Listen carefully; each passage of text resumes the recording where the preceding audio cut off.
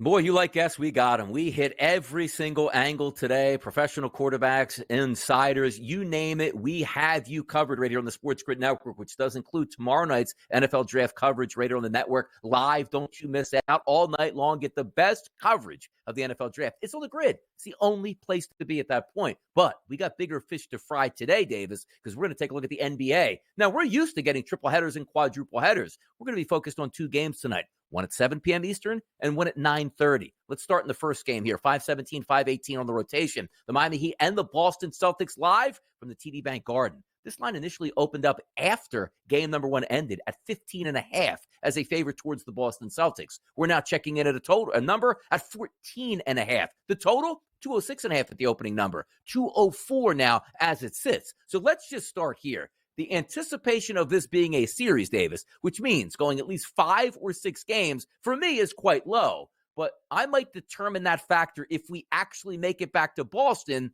on a game tonight if the Miami Heat can be competitive. So my question to you is, will the Heat be competitive tonight in Boston? I really don't think so. I mean, I just don't see their path to being competitive. I suppose Bam Adebayo could have an out-of-body experience. Maybe Tyler Hero makes a bunch of threes. Maybe we're able to get Terry Rozier back in this game, and that balances things out a little bit. But the fact is, the Heat, without Jimmy Butler, are a team without an offensive star. Bam is a star and a very good offensive player, but most of his value comes on the defensive end. The issue is, the Celtics don't even really try and score around the rim that much. They're a team that absolutely jacks up three-pointers. And when you have, Tyler Hero trying to run around screens and you've got Jaime Jaquez and Duncan Robinson trying to guard Jason Tatum, it's just not going to work. I do think Eric Spoelstra is a better coach than Joe Mazzulla. If we switched roles, I think that would be sort of interesting. But when you get a double-digit point spread in an NBA playoff game, and not only double digits, not 10.5, 14.5. And it could even move by the time this starts. If you told me this closed at 16.5, like a December game between, the Denver Nuggets and the Washington Wizards, I really would not be all that surprised. Like, this Heat roster, they are just down bad, Donnie. There's just really no way around it. It's a shame, too, because we were lining up for, Jimmy Butler and a healthy Miami Heat to say, we don't give a damn about the Celtics here. Like, we're going to Boston to win. We proved we can do that in the past, and we're not afraid of anybody regardless of what our actual seeding is. Jimmy Butler gets injured in that play-in game against the Philadelphia 76ers. We don't know when he's coming back, but certainly probably not in enough time to save this series, which means the Miami Heat will be in the offseason. If we take a look at some of the player points props here at the FanDuel Sportsbook in this game, Jason Tatum, 25.5, Jaylen Brown, 20.5, Kristaps Porzingis, 17.5. And you might even be saying, boy, those seem kind of low here. Well, the total was kind of low because the offense we're worried about, not necessarily the Boston Celtics, it's the Miami Heat and the tempo that they have to play at to win. We take a look at Bam Adebayo, 18.5 points in this game. Caleb Martin, 17.5. Tyler Hero coming in as the top dog of the total poll here at 20.5.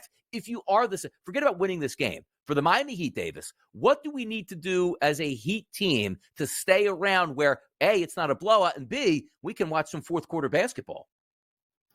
I hope we get to watch some fourth quarter basketball. I think it would be, actually, it would probably be good for the Boston Celtics to play some real competitive games before they have to play against the Knicks, the Bucks, before, maybe they just totally run roughshod over the Eastern Conference and they get to the actual NBA Finals against the Denver Nuggets, and they're like, wait, what do you mean this other team is ahead?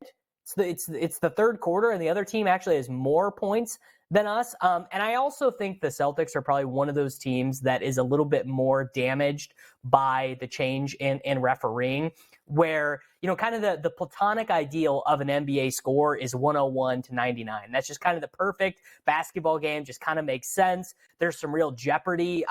Ethan Sherwood-Strauss made this point, which I think is pretty accurate, which is, if you're watching a 134-128 game, and every trip down the floor is just a three-pointer, the jeopardy doesn't feel that high.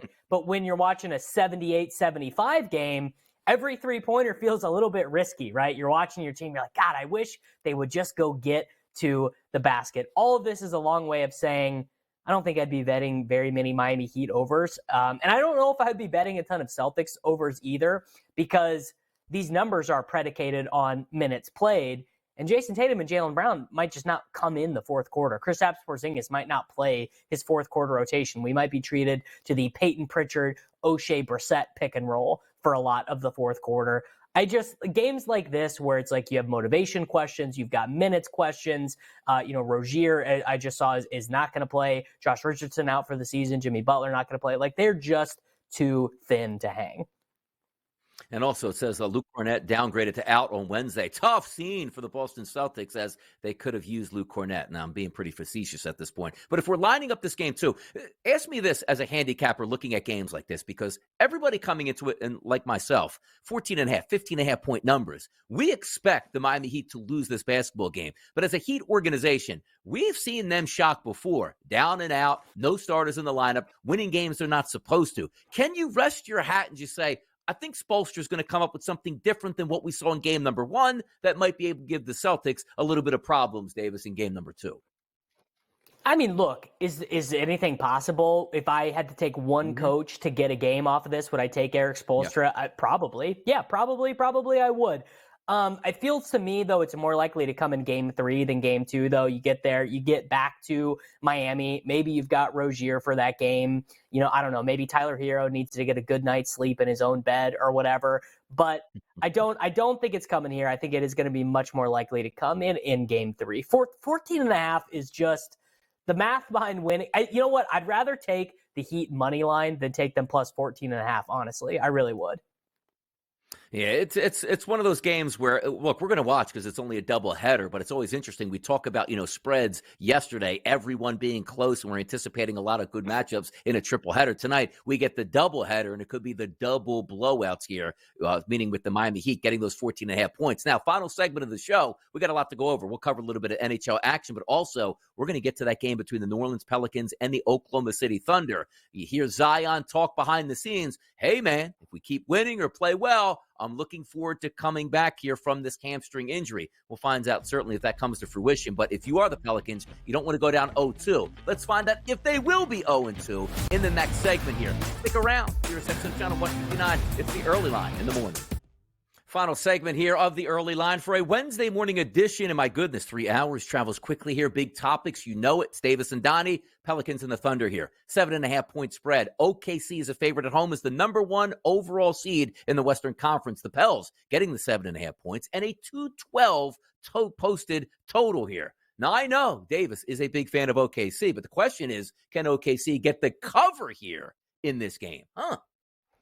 Yeah, look, they're going to win. They're going to cover. They got their nervousness. They got their jitters out of the way in game 1. Smooth sailing the rest of the way. We're going to see a clean sweep. The Pelicans locker room, they're going down. The Thunder, they're coming up. Lou Dort, Jalen Williams. Lou Dort over 2.5 threes. How about you add that one in there in this game? I think we see a big Oklahoma City Thunder win.